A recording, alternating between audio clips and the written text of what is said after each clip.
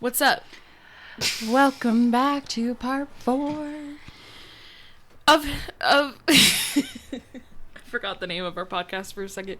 Welcome to Historia. I'm Kylie. I'm Jamie. Did we say our name last week? We never do. You should know at this point. I'm sorry. And we're doing part 4 of a good old nappy boy.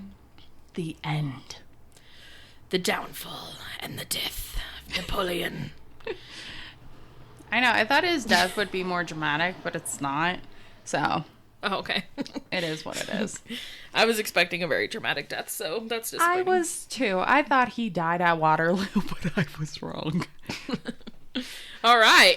Well, we're going to just jump on in. Yes, we do, because Kylie has to. I just bought a car, and it's just, yeah. She has car stuff. I have car stuff to do. But that does not mean I'm going to rush on this because there is a lot to fulfill in this last episode. Yes. All right. Let's just dive on in. Very excited. Now, as far as last week, we were talking about the development of Napoleon's rise in military, taking the throne for himself, becoming a powerful emperor of Europe, and exceeding all of his alliances by taking charge of them. He completely wiped them out. He was like, whatever, screw you guys, I'm going to take place. Mm-hmm. And he did. So now we are going into a time where Napoleon comes to his true downfall. So, dun, dun, dun. Bum, bum, bum. We are starting off just as Napoleon gets called back to Paris because of the Austrian rise. Now, Austria, the last we saw of Austria, they were being defeated by Napoleon in signing the Treaty of Pressburg after the defeat of Austerlitz. They had to pay 40 million francs and had a huge hole in their heart of just like, I hate this man. I hate this country. We need to do something. We need to recoup. Yeah. We need to recover. We need to come up with better strategy. We need to figure something else out. They were not dealing with France again. They were just like, we cannot put up with this guy any longer. Like they wanted to just fight him at this point. They were just like, we need to do something. Mm-hmm. And of course, like France was like, whatever. Now, watching as Napoleon was taking Spain, they were concocting their revenge and defeating. Now, in 1809, Austria came full force against France, confident that they could possibly win against France since many of their soldiers were in Spain, or so France's soldiers were in Spain dealing with the whole taking Spain thing. Austria had for once confidence. They're low on their soldiers. Napoleon may be preoccupied with this whole thing. I think we might have a chance. Mm-hmm. For a while, this confidence of beating France and gaining back territory would be in their favor. Austria would go on to win Eckmühl on April 22nd, Ratisbon in April 23rd, and Wagram on July 6th. It was coming together that Austria could get back territory and finally get peace against France. They were just like, this is what we need. Mm-hmm. We finally just took a break. We finally got just what we needed. Now it's time for France to pay. Now, Napoleon was not giving up, though. He continued to keep fighting and eventually put Austria in a position to force a peace treaty on October 14th. So this confidence did not last that long. This treaty did not stop an attempt to end the reign of Napoleon Bonaparte. While attending a parade at Schönbrunn Palace, a son of a German pastor, Frederick Staps, decided he would attempt to assassinate the French emperor. Oh, shit. He was like, this guy is just, he does not need to be here. I don't like this. He does not have any German roots. He does not need to step foot in this area. I'm tired of him. So he decided to take matters into his own hand, especially the son of a pastor. Like, you gotta have a lot of hate in your heart. The son of a preacher man. Now, trying to pull out a dagger and stab Napoleon, an officer would stop the pastor's son. Oh my god. Yeah. That's the tea right there. He's just like, the officer saw him, was like, oh shit, and just like It's Naruto run like at a movie him. where they're Yeah. always like right there. And Yeah. like, Yeah, and just completely beat him to the ground. don't do it. The crazy thing is that Napoleon had no clue what this man was trying to do until the officer attacked Frederick. He's like, huh? He was like, What are you doing? what was this dude doing? And then like the knife like flew out of his hand, and he was like, oh. I have to say that was probably one of the closest attacks of Napoleon being assassinated. Because like in part 2 or part 1, like there was plenty of times where he almost got assassinated, like almost being blown up, being poisoned. But not like, if that officer was not there, Napoleon would have been murdered by this man. Oof. 100%. Yeah. So I was That would like, have been the end. exactly, it would have ended real quick. Now, Frederick would be quickly arrested and sent for execution, but Napoleon decided to label him as insane. He was like, this man is just not in the right mind. The devil is inside him. Like, he's insane. Take him to an asylum. He was like, he doesn't need to be executed, I guess. But eventually, he would be executed. He doesn't need to be, but he's going to be. Yeah, like, no matter what. Like, if you're putting an assassination attempt on an emperor, like, you're gonna die. Right. It's like you either carry on with the job or run away. Either way, you kind of screwed. Exactly. Now, 1809 was more than a year that Austria decided to go against France and lose again, but it was the end of an era for Napoleon and his wife, Josephine. Yeah, so you can recall back to part 2 of Napoleon. He married the wife of a nobleman who died during the Reign of Terror, because she had a different name than Josephine, but he named her Josephine. Okay. In this time since marrying Josephine, an heir was expected to carry on the Bonaparte dynasty, but it was not happening with Josephine. They could not have a kid. I don't know if she was like getting up there in age or just like something was happening. Yeah, they weren't having kids because she already had 2 kids with her previous husband. So maybe it was Napoleon, but I don't think it was. I just don't think that it was just working. Like maybe she was too stressed out that like it just nothing was really coming of it, or maybe she was getting to a little bit older. Like who really knows? But Napoleon was over it. He's like, you're not gonna give me a son. This is because I don't know. I didn't check to see if he had any daughters with her, but he loved her. Like definitely, like on his. I'm just gonna put it in now for this last part that like his and part of his like last words before he died was of Josephine. Aww. Yeah, so I think he deeply cared for her, but because she wouldn't have a son or couldn't have a son, that he was just like, I really need to keep this legacy on. And it's just not happening with you. So, Yeah. and like, this is more important than our marriage. Well, that's at least he didn't like leave. Wait, did he leave her? Yeah. Oh, never mind. Yeah. Okay. I was gonna say, well, at least he loved her deep down. He just had to do what he had to do. Honestly, I don't even know how this man loved her if he never saw her. He was literally in battle all the time. It was decided that the marriage was not going to work. In December 1809, Napoleon would divorce Josephine because that was legal now. It could happen. Poor Josephine. Pretty much like one of the I think it was an article I was reading, they were like got their divorce annulled, and I'm like, but they've been married for years. I'm like, Yeah. I don't think you can annul it. Right. I don't know how that works, but whatever. Now, this divorce may have been final, and Napoleon was once again a free man. We got single Napoleon up and about. He did not stay one for long. He was like, I need a son now. Going to the Tsar of Russia, because they were in an alliance together in 1810, Alexander, he asked him about marrying the Tsar's sister. Alexander was like, nah, dude, look somewhere else. He's like, you're not going to marry my sister. Because honestly, Russia did not want to keep this alliance with France for too much longer. Because their economy was struggling because of the blockade with Britain. So eventually they just stopped it. Yeah. But he was like, I don't want any like formal ties, especially with like marriage with Napoleon and us. So he was just like, nah, you're not going to marry my sister. Like, move along. So he did. Yeah, he did.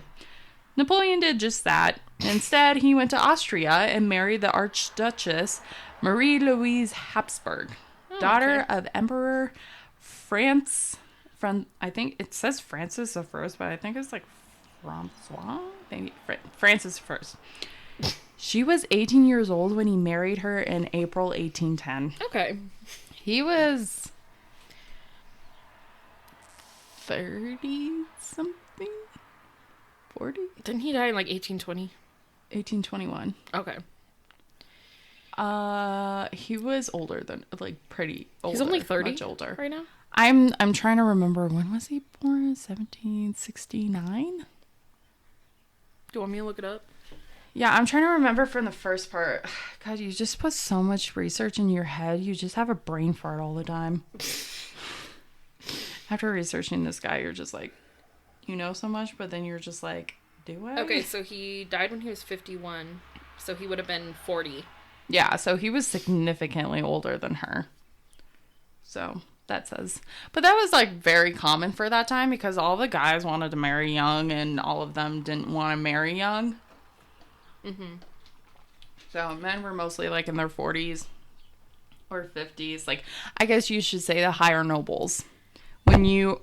Oh, sorry. For like peasants, I think they mostly married young. Because, I mean, they weren't going to live that long. Mm-hmm. Poor little peasants. Mm-hmm. So he married her in April of 1810. In less than a year, the Archduchess, would give birth to Napoleon's heir, Napoleon II. So they had a son within a year. So, well, that's good at least. I mean, yeah. On March 20th, he's double her age and then more. But it's fine. Okay, anyway, continue. He also made his son the leader of Rome.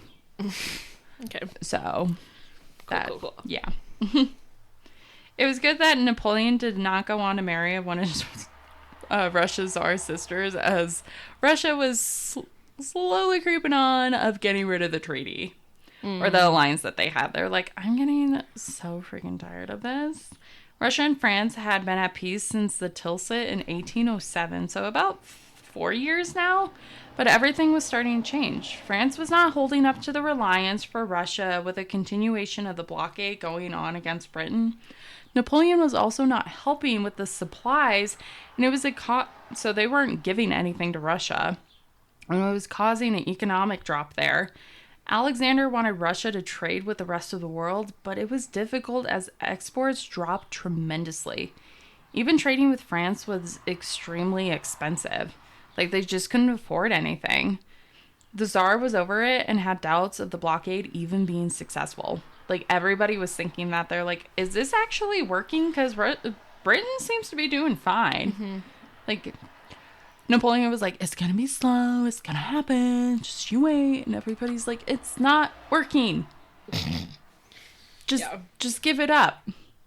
It also didn't help that France was starting to get closer on the Prussia border on the way to Russia. Russia, curious of what was going on, declared war to France on April 1812. Oh. The peace had finally ended. Because France was just like, I'm going to do my own thing because Napoleon doesn't... You're good. Was she? I thought I was going to sneeze, but it didn't come out.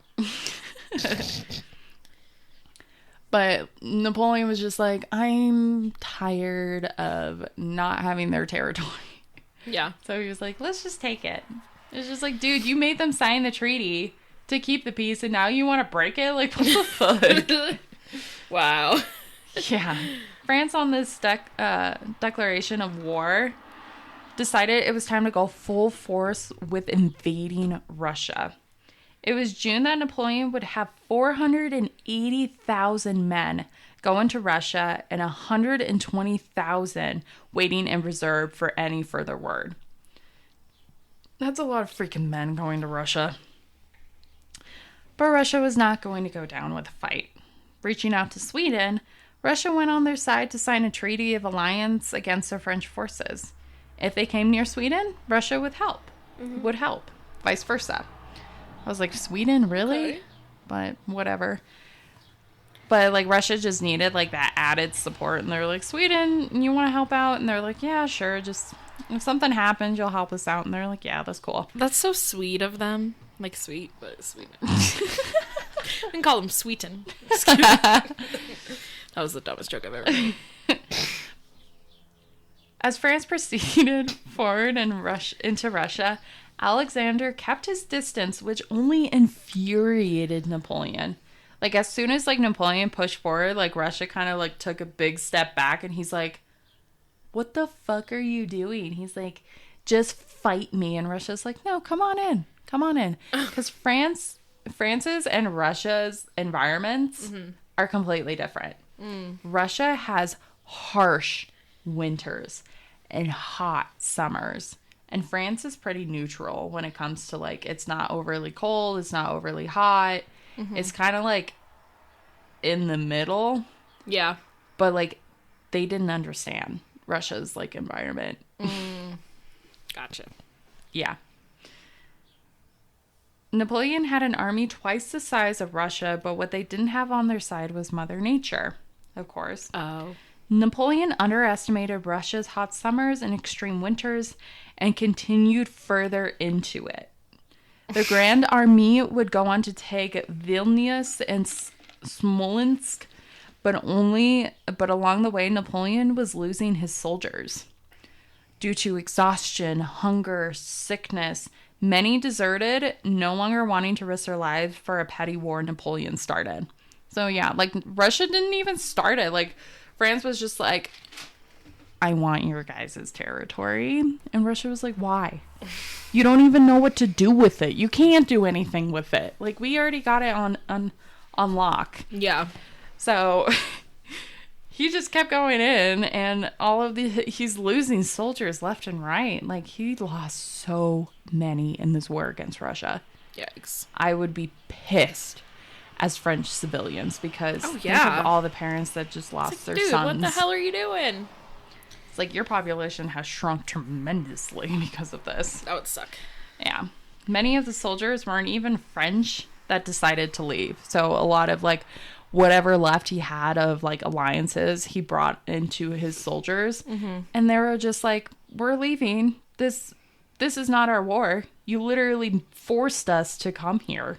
Yeah. So, bye. They're like, I don't care if I'm deserting. Like, I have no reason to be a part of this. It's not even my country. So that also didn't help. But yeah, a lot of them were getting wounded. A lot of them were getting sick. They were just hungry because there was no vegetation for them to eat anything. And, like, there wasn't enough people to pillage from because it was so spread out. They were just like, I don't know what to do. By September... Now... Sorry. Freaking Yahtzee. Yahtzee. I know. I'm an old woman. You still play that? You played that in high school. Huh? Oh, yeah. I've been playing it for years. We'd be in astronomy and you'd be like, hold on, I gotta play Yahtzee. Gotta keep it up. Everyone just, like, had their phones out. She didn't care. No. No fucks given. Oh, man. There's so many stories about that class. Anyway. She wouldn't, like, real quick, she wouldn't, like, actually check answers. She would just give you 100%. Because one time I just guessed on everything.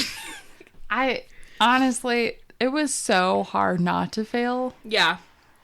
And then at the bottom one time I wrote, if I get 100%, you owe me candy. And she didn't see that. And so when she gave me 100%, I was like...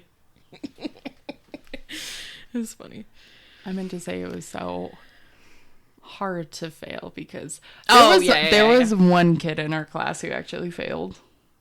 Oh. And I was like, how did you fail this class?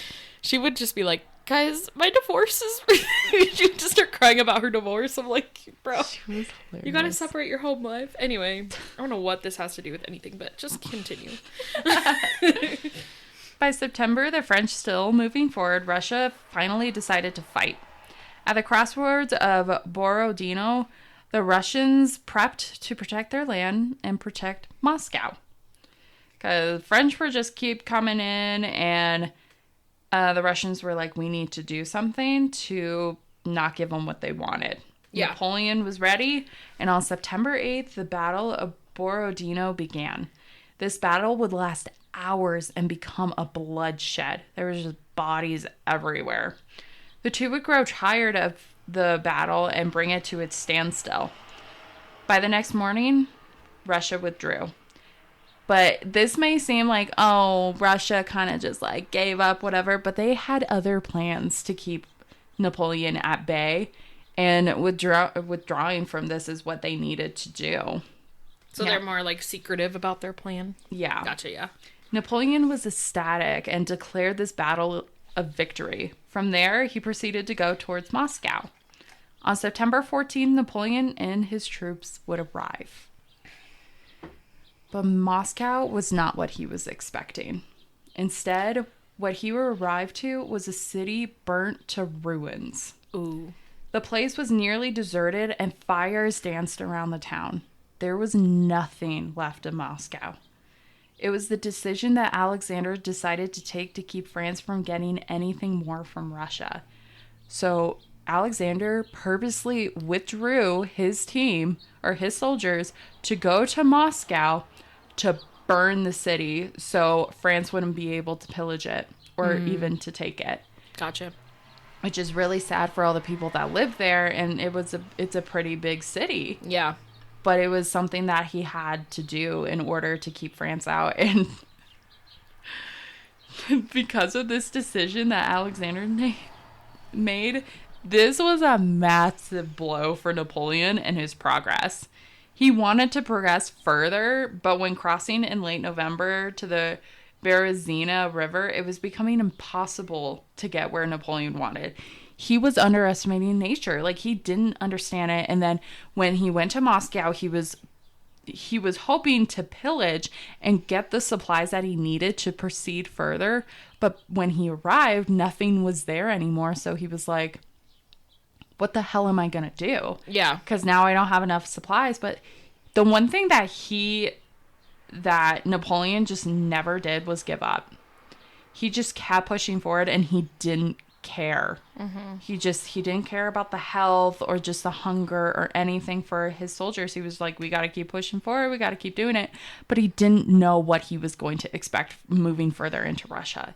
He just didn't know. Did it. Yeah, he just did it without even thinking. He was like, we got to get to Alexander. Like, we got to take Russia. But it just wasn't going to happen with this progress that they were making, because they weren't making any. Right. He decided to turn back when Napoleon turned back when he got word that a possible coup was happening in Paris.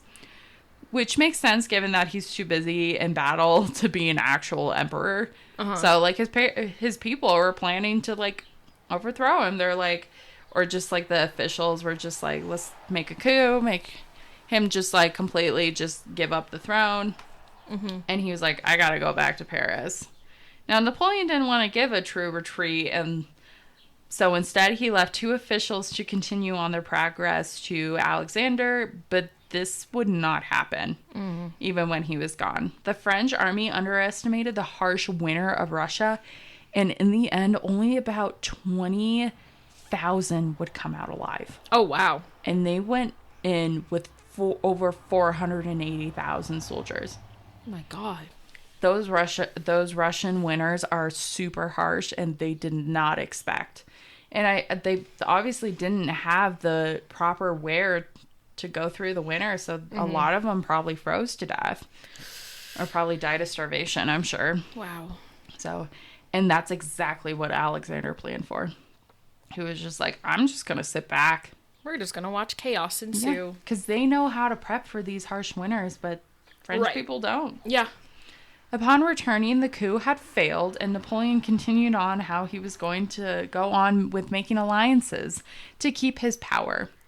Russia, Prussia, and Austria had all made alliance, which was a big threat to come. Mm-hmm. So they all made one with each other, and so Napoleon did the best that he could to get men to fight and get lots of them. So he was like, we need to get as much men as we can to fight for us. Like, every single alliance that we have, every single territory that we have, get men. Yeah. Because he's like, we're going full force against the 3 countries. I don't care. Now, getting soldiers from everywhere that he had power to, his numbers increased significantly, and that gave Napoleon some securement. From there, off to war Napoleon went. So after arriving in Paris, he's like, oh, the coup failed? Cool, I'm leaving. That's literally what he did. That's funny. Between fighting in Lutzen, Boston, and Dresden, the 3 powers against France fought hard. Napoleon would continue to win the battles. Napoleon was on a victory of wins and would have beat them a couple weeks after Pleswitz, but decided for a short time to negotiate. The reason is kind of like uncertain, but it's more so he needed a pause to like get everything in order. So he's like, hey, let's just negotiate some stuff. Like, let's just figure it out. And they're like, we'll see. A possibility could be that he couldn't achieve this final victory due to the lack of men for his army. So with all of these battles that he was going against with Prussia, Austria, and Russia, that he was losing men. Like, he got a lot from his from all the alliances that he had. But those bodies go by fast, unfortunately. Yeah. Like, people die because they're not doing like strict I believe there was some guerrilla warfare between the two. It wasn't like the traditional like, it's kind of all over the place. I mean, it would be hard to do like the traditional fighting style. I mean, after Civil War, guerrilla warfare was the way to go. Yeah. So I mean, it's probably becoming a bigger thing now. Eventually Napoleon gathered him and his grand army together and ended any negotiations that were being made. So he was just like, I need to keep fighting. I know that there's so many men that were coming wounded and sick. He was like, we need to figure out something. And so he used this negotiation time to like figure out what he needed to do. Now, Napoleon would be victorious in the Battle of Culm, but to follow, Napoleon would make the following decision that he would make would become the start of his downfall. After moving around, Napoleon had had enough and headed towards Leipzig as a final showdown against the others. On October 16th, 1813, Napoleon was confident that this battle would be victorious. He was like, I know I'm a little low on men, but we can do this. I'm a great strategist. We got this. I'm guessing it didn't go well. Confident that he had more men and they're spread out, so he had his men spread out everywhere. The attack and strategy he made, Napoleon believed that he would succeed. A crazy what if question is, what if he did retreat from this battle that they had? Because he just kept fighting and fighting. It's just like, what if he did retreat? Like, would all of this other foreshadow just not happen? Now, Napoleon's downfall of this battle was not retreating and not preparing more than one bridge for his large army to escape from. So for part of like that battle strategy of just like, if it's becoming overwhelming, where do you go? And he only had one bridge planned out for this battle for his ginormous army to leave. And so when there's only one bridge for them to leave, that is a huge exposure to being taken out. Oh my God. And that's what they used to their advantage. The Allies kept coming at Napoleon and did not give up, but Napoleon was just persistent. So the Allies were coming in from every angle, and he was like, we got to keep fighting. We can't retreat. We can't be defeated. Like, we got to keep going. And everybody was like, bruh, we need to leave. And he's like, no, you better keep fighting. Like, we're not leaving. We're not going through this one bridge that I planned. Right. And so this was probably the worst strategy that he had in his career so far. The French would eventually retreat, though, after, like, being just plummeted by just the Allies coming at him. Got it? She's still stuck. She's going to be stuck there for a few hours, probably. So they would retreat, and with this retreat, the Allies started to regain their own territory and previous from France. Now, Napoleon, all he had was his country, but that would not last forever. So he pretty much had all of these other countries with, like, their alliances and stuff, but, like, with this defeat at this battle, he would lose, like, everything. Yikes. Like, Austria would take back Italy, Russia would take back what they wanted. Like, all of these countries. Everything he's worked for. Yeah, everything he worked for was coming down. He was just like, oh, shit, I need to figure something out. Dun, dun, dun. Mm-hmm. So moving forward, in 1814, Napoleon was starting to come to terms with other countries taking the territory he fought for. So with Italy, it was taken back by Austria. Napoleon needed to do what he did best, and he needed to campaign for his country because the French people were not happy. Mm-hmm. They're like, what are you doing? All you're doing is battling, and now you're losing? Yeah. Like, what is going on? Like, we're losing our sons and our fathers and everything. Like, we're losing men to help build this country. And Napoleon was just like, I'm going to go on another campaign. I'm going to go on a French campaign this time to get my supporters. He was not going to lose his home or other countries. So in January of 1814, Napoleon said farewell to his son and wife and hit the road again. So again, he did not stay in Paris for very long before moving on. Geez. Within the next couple months, Napoleon would win the battles at Brienne, Champenois, and Montmirail from the coalition countries, but it was not enough. So everybody was pretty much coming in. He was just fighting all over the place to keep France his at this point. Because all the other countries were like, oh, he's getting weak spots. We got to go against those. And so that's exactly what he started to do. Was hit those, what they started to do was hit the weak spots in France. And so he was like, I gotta fight for my country. Yeah. As Napoleon was fighting this war, he was blinded by the other coalition, like blindsided by the other coalition's allies heading towards his own home. So they were heading towards Paris. Napoleon was worried more so of the confidence of his people in him. So he decided to do a parade of prisoner of war Russians to keep up morale. Wow. So he was like, oh, these people don't, like, respect me. Here's some prisoner of war of, like, these Russians, like, going down the line. They're like, oh, yay, cool. Can I have food? I'm hungry. Yeah, like, he really thought that, like, boosting morale by the military was gonna, like, make his people happy. But it's like, no, that's not the case. They're just trying to survive. Exactly. And it's like, you're not helping with making these people's lives easier. It's like, yeah, you got rid of the feudal system, but it's like, these people are still struggling because you don't know what you're doing. Yeah. It's like, really?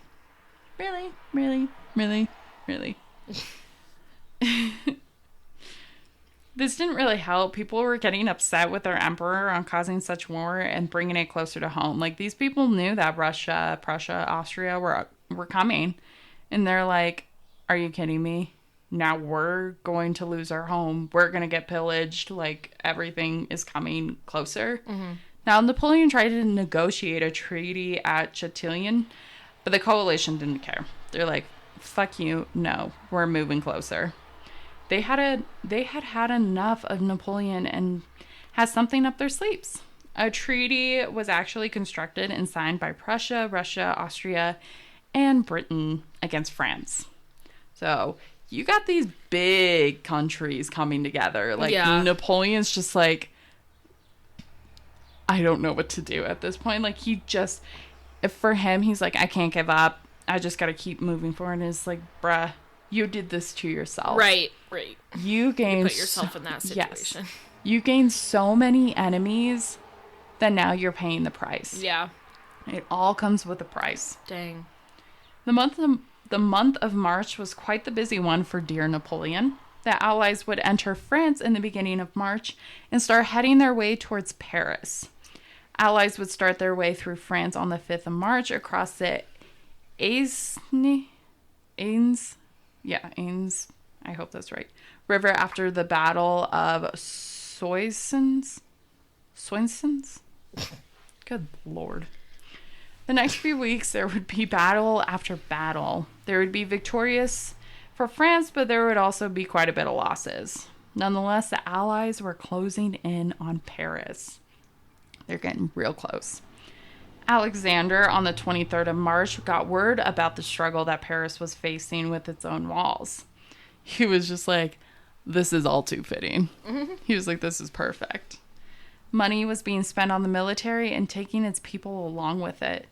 Napoleon was never around to be the emperor needed, and he left his brother in charge. The people were growing restless with their absent ruler. The Tsar looked to this as his advantage. So Joseph was pretty much in charge because at this point he was no longer the king of Spain, because the people finally had enough of him, and then they pretty much let out King Ferdinand. It was just like, you're in charge, and he was like, bye, Joseph. So that's pretty much how it went. Bye. The people were growing restless with their absent ruler, and the Tsar took this to his advantage. Instead of running around circles to take towns from Napoleon and battle each other out for them, Alexander gave the direct order to send his men straight to Paris at all costs. He's like, don't hit these other cities. Don't try and fight these. Just go straight for Paris. And because France is really not that big, so it's not taking them as long as, like, it was for Napoleon to get to Alexander. Yeah. Because he had a lot longer way to go and a lot worse area to get through. But for Alexander, he was like, it's not that big, just go for it. And they're like, you got it, sir. The 24th, Alexander of the month of March, Alexander held an allied meeting stating his plan. All of them agreed. They're like, this is an awesome plan. Let's go for it. Just do it. It was the 28th of March, and the Allies were at the gates of Paris, ready to take hold. The Empress and Napoleon II were evacuated with Joseph per Napoleon's request and sent out of the city. I don't know if he ever saw them again, but, like, I have no further proof that, like, they really spent any time, because when he was exiled, they did not go with him. Oh, okay. Second time he was exiled, they did not go with him. Gotcha. So I think they kind of just went on their own and just disappeared. Napoleon was on his way back, but not enough to occur for what was to occur in Paris. So he was on some of the offshore cities still doing battles, and he started to head back to Paris after he was hearing about Russians and, like, Prussia and Austria all on, like, the front lines of Paris. He's like, I should probably head back. Now, 40,000 were to keep the 100,000, so 40,000 of the French people there were to keep 100,000 allies out, but that was not enough. The Senate was pissed about all of this. They're like, he's never here. He's not doing a good job. What the fudge is Napoleon doing? Yeah. Now, Napoleon pretty much deserted his emperor duty to go play commander and left all of them in this terrible predicament. Like, he gave no time to be like, how do we protect our capital city from being invaded? He just kept going to battles and battling because he had confidence that he was going to beat those people, that he never had to worry about them coming into Paris. Gotcha. But now that is happening, they had no backup plan of what to do. So they're like, get these 40,000 men to protect, but it's like, how much is that really going to do against the 100,000 men of allies? Yeah. So, because that's like twice the amount that allies have against them. So it's just like, that's like 2 men against 1, pretty much, or 3 men against 1. So, like, they're kind of screwed over in that sense. The Senate together on April 1st, so April Fool's Day, decided that Napoleon was no longer fit to be the emperor of the country. Wow. Yeah. Napoleon got word of this and didn't even try to push forward to Paris to get them back in his favor. Instead, he turned around and camped out in Fontainebleau. He was just like, whatever, okay. And that just really shows how much he did not care about the emperor title. Right, Jesus. France tried asking for negotiations, but what the Allies really wanted was assurance of Napoleon's abdication. Napoleon would write a letter to be sent out to the Senate of such to them April 5th, and on April 11th, so with this abdication on April 11th, the treaty was made at Fontainebleau. So with his abdication of no longer being the emperor of France, they were just like, okay. They just wanted to get rid of Napoleon. They're like, this guy is going to try way too hard. This is not how it's going to be. We want him gone. And the Senate was like, that's fine. Bye. Sign it off. Yeah. So Napoleon was off the throne now and exiled to Elba. And taking his place was Louis the 18th. Okay. Yeah. The Bourbon monarchy was restored. So as we talked about for Spain last weekend, the Bourbon family. Yeah. Louis was part of it. Ah. It all runs in a big circle. That makes sense. Now, Elba actually wasn't bad for Napoleon. In this abdication, he was granted the island to which he started to create his own. So pretty much in this exile, they're like, where do you want to go? He was like, they're like, we're going to send you here. It's pretty good. It was like a territory of France. But they were just like, do with it what you will. Pretty much. It was just like a small island. So he built a small court, set up a government, and hosted a ball or two. So he kind of just started to make his own thing. Okay. But of course, knowing Napoleon, he always wanted something bigger. Oh, yeah, he's so extra. Where he was staying was Portofiaro, but he would move around constantly in the years that he was there. Like, he had like 5 or 6 residences that he kept moving to. Yeah. He would live in an apartment at first, but eventually reside in a villa where he made special rooms for his wife and child, but they never showed up. Oh my God. Yeah, they were gone. So I'm kind of curious. What? Like, I kind of want to do some research to see like where they ended up or like what happened to Napoleon II.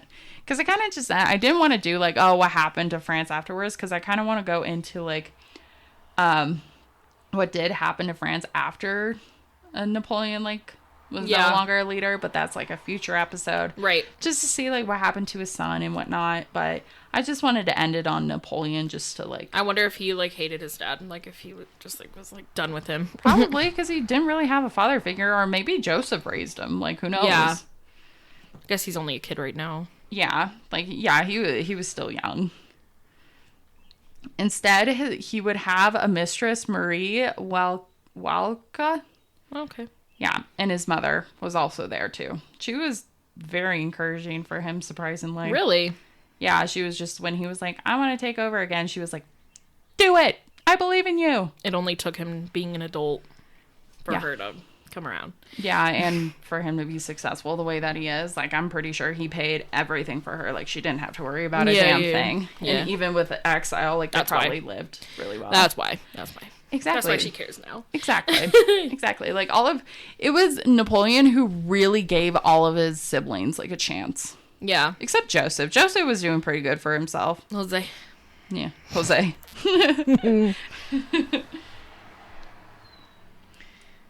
Now, Napoleon would make a couple of other residences, but he really wanted to return to France. Uh-huh. He was so tired of living on this little island, not really doing much. He wanted to show himself as powerful. He was like, I don't want to live here anymore. He's like, I want to take France again. Mm-hmm. Now, in January, it is held between France, England, and Austria that they made a treaty against Russia and Prussia, who had an interest on taking Germany. So, like, a little of what's going on is that all those countries aren't getting along. Mm-hmm. They literally got along just to defeat France. Oh my God. Now they're like, nope. Yeah. You again. Yeah. So that's pretty much what's going on. And back on Elba, Napoleon was plotting. So he's kind of like that odd man out that's just like, I want this. I'm going to take this. So he was plotting to take back what was rightfully his and take back his pride. Because definitely with all of this on Elba, he felt humiliated, embarrassed for what the Allies did, and he wanted his power back. He was like, how dare they do this to me? Like, I worked so hard for what I got, and they just pushed me out like this. And it's just like, dude, you kind of deserved it. Yeah. You deserved it. Under the nose of all that watched him, so Britain also watched, like, kept an eye on him. He was just kind of in the backwater, just Napoleon was building an army. So, like, in the background, he was, like, quietly building an army for himself. And he got quite a bit of men, too, like, over 2,000 men. I was like, it's not bad for him. Yeah, no. Especially on a small island like that. So, he had about 2,000 men to support him. He had cavalrymen, and he was getting closer to move off the island. Now, Britain was just like, I think he is just getting a little too comfortable here and becoming a little bit of a bigger threat. They're like, we should move him to St. Helena.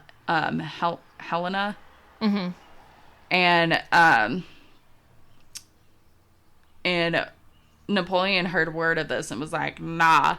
But he also got word that the people of France were not liking King Louis. They were like, this guy isn't really doing what we need him to. Like, this is not going well. And he was like, this is my chance. I can give the people what they want. And it's like, all you want is to fight. That's all you want. You don't want to actually rule.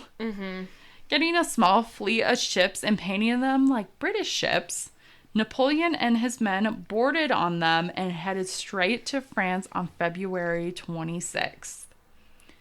On the 1st of March, Napoleon would land in Gulf Juan and started his progression on his way to Paris. So he was immediately going back to Paris. He's like, I'm going to get what I want. Louis would learn about his return and meet with the cabinet on what to do on this return of Napoleon. He was like, what do I do? This guy is angry. And when he's angry, he gets very violent. Like me when I'm angry. Pretty much. He's like a small Hulk. A small Hulk. I never brought up anything about a Napoleon complex or whatever, but because he was like average. He was like 5'6", 5'7". So like people are like, oh my God, he was so short. I was like, have you seen Tom Cruise? But like a Napoleon complex is like for such like a small man to have such anger and power, like greed for power is just like kind of how it is, like a small man. Yep. I would have added it, but I don't know. There's way more to him than just his height. Yeah. So coming from a girl who's almost 6 foot. Now, with Louis, he was meeting with the cabinet. He was like, what do we do? And they were all talking, and he was like, the final decision is Napoleon is a rebel and a traitor. We need to stop him. But do you really think this threat was going to get anywhere to Napoleon? Like, did he really care? No. He was just like, are you kidding me? Louis, you child. Napoleon kept going, making his way to Lyon with his army. Vienna would hear of this word and was just pissed of Napoleon's return. They're like, is he coming for me again? Which I'm sure if he was victorious in Waterloo, he 100% would go back to Vienna. Yeah. He would take his rampage on any other. Like, if he won Waterloo, I can't imagine what he would do. He would be on a full rampage. By March 18th, France would also declare war on Napoleon. So you had Austria mad at him, and now France is like, he's not even a part, Napoleon isn't even part of like a French army. It was just like random Napoleon army that he had that France was like, we're declaring war on him. Now Louis would leave his spot at the Tuileries Palace on the 19th, which Napoleon would take control the following day. So he almost got to him. Now, Napoleon was gaining closer, and all were curious on what was to unfold. The palace, Napoleon would construct his own government for his military. So, like, in this palace, he was like, let's keep building it. I'm taking control now. Louis, you just stand in the corner over there. You retreated. I'm taking power now. And that's exactly what he did. Louis was out and Napoleon was back in. Louis still reached out for his people to stay loyal, but it was too late. Napoleon was back and he was ready for vengeance against the Allied forces. Prussia, Russia, and Austria all had enough of Napoleon and constructed a liberation army. While this ensued, by June, Napoleon was reinstated as emperor. So he was emperor again. Wow. Yeah. And almost immediately leaves his throne, literally to go join the army on what they were doing. So, yeah, he didn't stay in the palace for too long. With all the vengeance built up, Napoleon started with a bang. Beating the Prussians at Ligny, Napoleon was confident into going to battle at Waterloo in Belgium. So with Waterloo, the Britons were a big contributor. That's who they really fought with, were the Britons. So that was a lot. Now, having 65,000 men on his side, he expected the strength and strategy on his side to win. So he went from 2,000 men to 65,000. Wow. Yeah. So he knows how to lead an army. The weather, though, was not so much on his side. After a terrible storm, the French had little time to set up their artillery, which is very important to do when you're setting up for a battle. Is get your artillery in order, get the strategy of what you wanted to do. But Napoleon didn't have enough time for that because of the weather. It was so bad. So that was not on his favor. What if the weather was fine? What would have happened? Yeah. I like a lot of what ifs. It also didn't help that Napoleon was feeling ill, so his war mode was not as advanced as it normally was in battle. So he was like having diarrhea or something, I don't know. And he was just not feeling 100. Oh my god. The British were coming, and Napoleon was not ready for what was to unfold.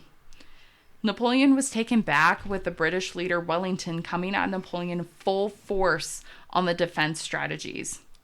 It did help along the way. It didn't help along the way that Prussian troops started to make their way in. So it wasn't only Britons coming in now. It was also Prussians and Russians were starting to come in too. Napoleon was all over the place, and miscommunication was what made that lead the French troops to attack early or without giving that strict word. So it was... instead of, like, Napoleon never said, oh, go attack, like, this area. And they thought that they had to, so they all left. And so, like, all of these men died because they didn't get the proper communication. Oh, man. And, of course, like, Napoleon was probably, like, in his, like, tent, just like, I don't feel good. So he wasn't giving, like, that proper instruction to his troops. The Prussians would eventually come up behind them, leaving France to break its line. By the end of the evening, almost 11,000 were dead, most of which were French soldiers. So a lot of the men died. It was only a few days later, on June 22nd, that Napoleon would abdicate his throne once again. Because he lost that battle. He was like, I don't really know what to do. He was only on the throne for a second time for 100 days. Oh, wow. Yeah. He was once again exiled. He thought about going to an island called or even the U.S., but Britain and France had other plans for him. They're like, no, you're going where we tell you. His surrender to Britain was on July 14th, where he was then exported to the island of St. Helena, a small isolated island. He would be joined by high officials that supported him and their wives. He would arrive in October of 1815, which became Napoleon's final prison. Ooh. Yeah, so if he lost this battle at Waterloo, and he lost everything. So Napoleon would live out his days writing memoirs of all the good he did and all the errors that made him wish he could do over again. He's like, I'm the best. Listen to my story. Over time, Napoleon's health would worsen due to the climate, but also the depression he had. So yeah, this made him, he hated being on the small island. He hated it, but that was his prison. Yeah. It would be on May 5th, 1821, that Napoleon would give his final words about Josephine and his army before he died. Wow. Yeah. That's crazy. He still kept her in mind. Like, yeah. Maybe he loved her. Well, I mean, with, like, Marie, she kind of just took their kid and left. Yeah. Even though, like, honestly, I would do the same thing. They kind of just needed an heir. They didn't really care. Like, exactly. I don't think it was about family. It was more so, like, we just need someone to take over. No, yeah. But, yeah, with his downfall was so quick, though. Yeah, oh my God. I mean, he had all of this. It was... Honestly, I think it was his health that caused it. Of just like, I think if he was on his A game, and I think if they got there a little bit earlier to beat the weather and to set up their artillery, I think he could have beat at Waterloo. But because of just all the miscommunication, the lack thereof setting up, and just him being sick, that he just couldn't win that fight. And yeah, true. Yeah. But that was Wow, Napoleon Bonaparte. we did it. Made it through the whole thing. Yeah, that was a lot of research. It took me so long. Good job. Every time I would get into... Because I did my research through each year of, like, the things that he accomplished and what he did. It's a lot of things. Yeah, and there was just so much. Like, there is a whole section, too, of just his final years on the island of St. Helena. Yeah. And I was just like... I'm going to leave it at that because that is his prison. And so just what he comes, like, he has all his memoirs and stuff that, like, you can read. Most of them are probably going to be in French, but I'm sure there's translated ones. But definitely with the topic like this could be like a whole mini series of like 13, 14 parts. But I just want to do that. Yeah. I just wanted to get the gist, and I highly recommend doing a little bit more research on this man because he is very influential for the French people. Like, he was a leader that helped end the French Revolution and took charge, but he wasn't the greatest leader when it came to his people, but when it came to military, he was amazing. It was just it had to end eventually, and all these other powers became charge of that. What did you learn? A lot of things. I didn't know anything about him, so I learned so much. So it was great being able to just learn about his life. But where can you find us? You can find us on Facebook, Instagram, TikTok, YouTube at History of the Podcast. You can email us at historyofthepodcast@gmail.com. Yay. We'll see you guys next week. I have, I'll be going into a whole new area that we have not really talked about. So I'm so excited. Yay. Okay. Thanks for listening. Bye. Bye.